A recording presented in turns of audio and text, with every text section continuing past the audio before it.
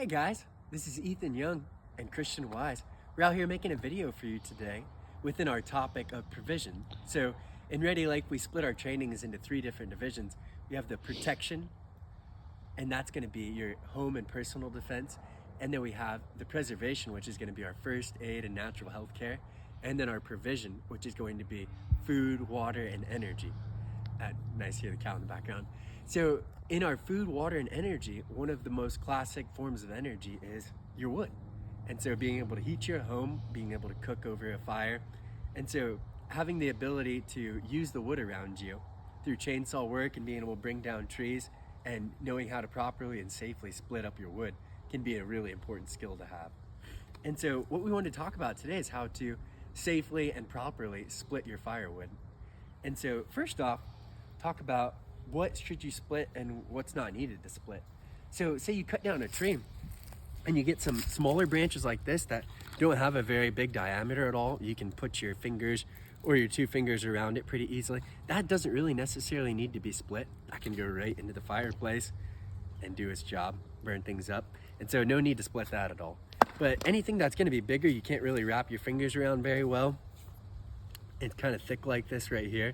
This is gonna be what you wanna split. And the advantage of splitting too, as you'll see later, it brings more surface area to the wood, which then helps it dry out a lot faster. And so that's tip number 1. No need to split things that are small like that. Tip number 2 is when you're using the chainsaw work to cut up your tree, whether you're doing it or professionals doing it, if you're newer to splitting wood, recommend having your log shorter, because the shorter your log is, the easier it's going to be to split. So most logs, they can be cut within about a cubit. So, it could go from your elbow all the way up to your fingertip. Could be a lot longer. But if you're newer to splitting wood, or you want to make your splitting wood easier, you can do it shorter to where it's maybe just from your elbow up to your wrist. About the length of this one right here will be really easy splitting. And so we got some mulberry here, a dead mulberry tree in my yard that I took down recently. It's had plenty of time to dry out and ready to split. And so we'll put this on here.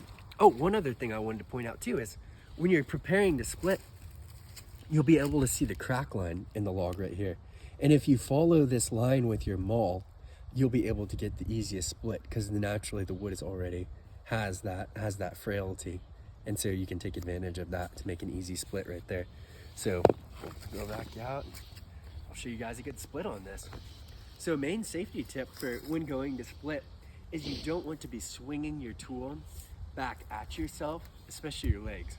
Really common if you see someone that's not very good with a sledgehammer or an axe or a maul to swing and to go back at themselves.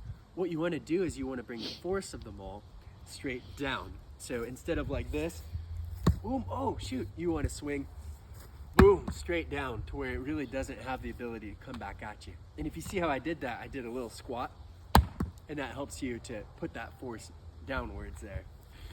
And so we're gonna split this one real quick. So I got my split lined up on there, bringing it up, straight down.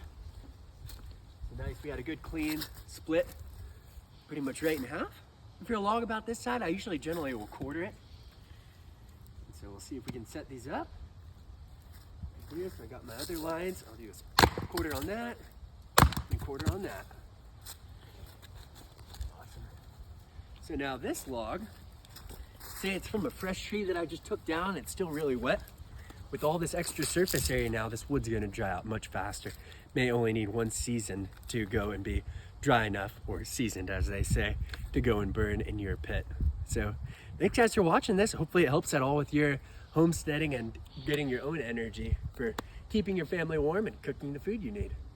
Awesome, thanks guys.